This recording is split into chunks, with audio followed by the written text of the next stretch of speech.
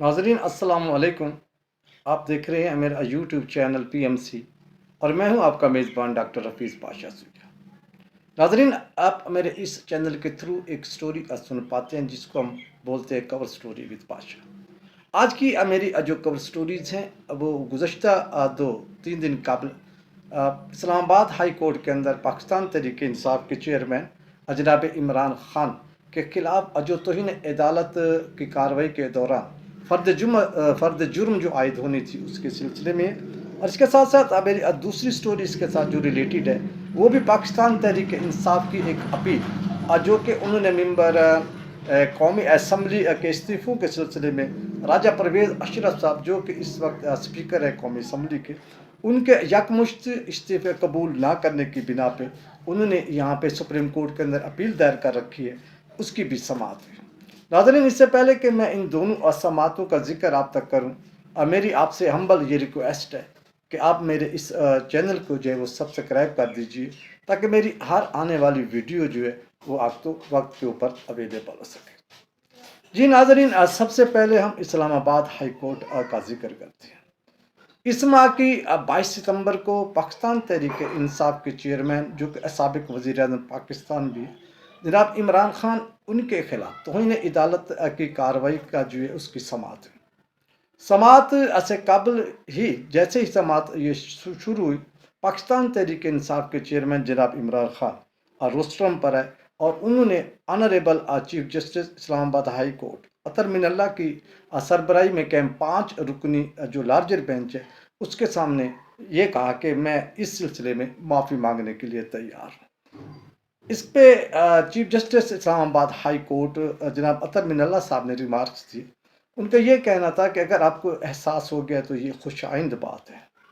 عدالت بھی نہیں چاہتی کہ کسی کے خلاف توہین عدالت کی کارروائی کی جائے۔ اس کے ساتھ ساتھ عمران خان نے مزید یہ بھی پیشکش کی کہ وہ خاتون جو جج صاحبہ زیبا چودھری صاحبہ ہیں جن کے خلاف یہ توہین عدالت کی کارروائی عمران خان کے بیانات کے سلسلے میں ہو رہی تھی، کہ وہ خان صاحب نے یہ کہا کہ ان کے پاس بھی جانے کے لیے تیار ہے تاکہ وہ ان سے معافی مانگ سکیں۔ اس پر چیف جسٹس اسلام آباد ہائی کورٹ جسٹس اطہر من اللہ صاحب کے ریمارکس تھے کہ ٹھیک ہے، اگر آپ کو اس بات کا احساس ہو گیا تو یہ خوش آئند ہے۔ اگر آپ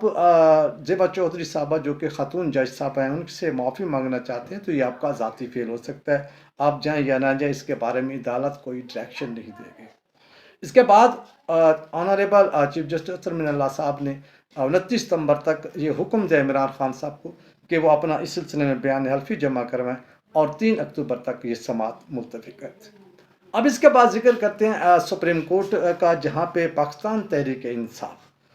کی جو اپیل جو انہوں نے اسپیکر قومی اسمبلی جناب راجہ پرویز اشرف کے اس فیصلے کے خلاف کہ انہوں نے پاکستان تحریک انصاف کے تقریباً جو 11 ارکان اسمبلی ہیں صرف ان کے استعفے قبول کر کے وہاں پہ بائی الیکشن کا اعلان کروا دیا۔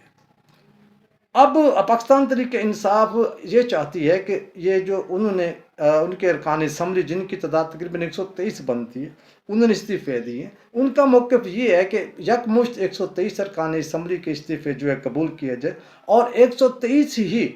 جو حلقے ہیں قومی اسمبلی کے وہاں پہ بائی الیکشن کروائے جائے۔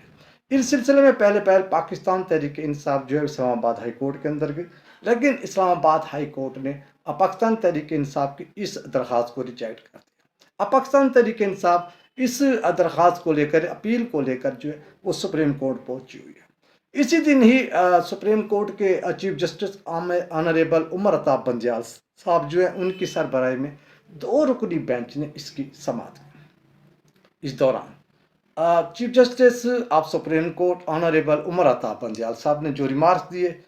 کیا بات ہے، کیسے وہ ریمارکس، انہوں نے یہ کہا کہ پاکستان تحریک انصاف کو چاہیے کہ وہ دوبارہ جو ہے وہ اسمبلیوں کے اندر جائے، اپنا کردار ادا کریں، کیونکہ عوام نے جتنے بھی ممبران اسمبلی ہیں ان کو 5 سال کے لیے اپنا جو ہے وہ نمائندہ منتخب کیا۔ پاکستان تحریک انصاف کو چاہیے کہ وہ اپنا رول جا کے پلے کرے۔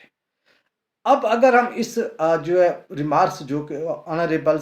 سپریم کورٹ کے چیف جسٹس جناب عمر عطا بندیال صاحب نے دی ہیں، اگر ہم اس کا بغور جائزہ لیں تو یہ بات پاکستان تحریک انصاف کو اب اس بات کے اوپر اب فالو کرنا چاہیے، کیونکہ اس کے اندر پاکستان تحریک انصاف کا فائدہ ہی فائدہ ہے۔ لیکن دوسری طرف اگر ہم دیکھتے ہیں تو گزشتہ روز رحیم یار خان کے اندر پاکستان تحریک انصاف کے چیئرمین جناب عمران خان نے خطاب کیا. انہوں نے اس پیشکش کے سلسلے میں یہ شرط رکھی ہے کہ اگر ان کی حکومت کے خلاف جو سائفر خط لکھا گیا ہے سپریم کورٹ اس کی تحقیق کرے تو ہم جو ہے اسمبلی کے اندر جانے کے لیے تیار ہیں. اب اونٹ کس کروٹ بیٹھتا ہے یہ تو آنے والا وقت فیصلہ کرے گا، لیکن میری اپنی پرسنلی ایک ذاتی رائے ہے. خان صاحب آپ چیف جسٹس جو آپ سپریم کورٹ عمر عطا بندیال صاحب کے اس ریمارک کے اوپر عمل کریں گے تو آپ کو فائدہ ہی فائدہ ہوگا. اس سے یہ فائدہ ہوگا کہ جہاں پہ اب آپ سڑکوں کے اوپر نکلے ہوئے ہیں، اگر آپ اسمبلی کے اندر بھی جا کے پریشر ڈالتے ہیں، کیونکہ جو اس ٹائم وفاقی اتحادی گورنمنٹ ہے اس کو 2 سے 3 جو ہے وہ ممبران اسمبلی کی جو ہے وہ اکثریت حاصل ہے. وہ کسی ٹائم بھی ادھر سے ادھر ہو سکتے ہیں، جس کی وجہ سے وفاقی جو اتحادی گورنمنٹ ہے وہ گر بھی سکتی ہے. اور میرا خیال ہے کہ اگر آپ دونوں یہ اسٹریٹجی جس طرح آپ سڑکوں کے اوپر نکلے ہوئے ہیں، اگر اسی طریقے سے آپ اسمبلی کے اندر بھی جا کے آپ پریشر ڈالتے ہیں تو اس سے آپ اپنے جو گول جو آپ نے سیٹ کیا ہوا ہے کہ جنرل الیکشن جو قبل از وقت آپ چاہتے ہیں اس کے اندر آپ کامیاب ہو سکتے ہیں. جی ناظرین، آج تک کے لیے اتنا ہی. انشاءاللہ آپ سے پھر ملاقات ہوگی ایک نئی ویڈیو کے ساتھ. تب تک کے لیے اجازت دیجیے. اپنا بہت سا خیال رکھیے گا، ہمیں دعاؤں میں یاد رکھیے گا. پاکستان زندہ باد. جاتے ہوئے ایک دفعہ پھر میری آپ سے ہمبل ریکویسٹ ہے کہ آپ میرے اس چینل کو سبسکرائب کر دیجئے تاکہ میری آنے والی ہر ویڈیو جو آپ کو موقع کے اوپر اویلیبل ہو سکے. آپ کی میں اس محبتوں کا جو ہے وہ انتظار کروں گا. اللہ حافظ.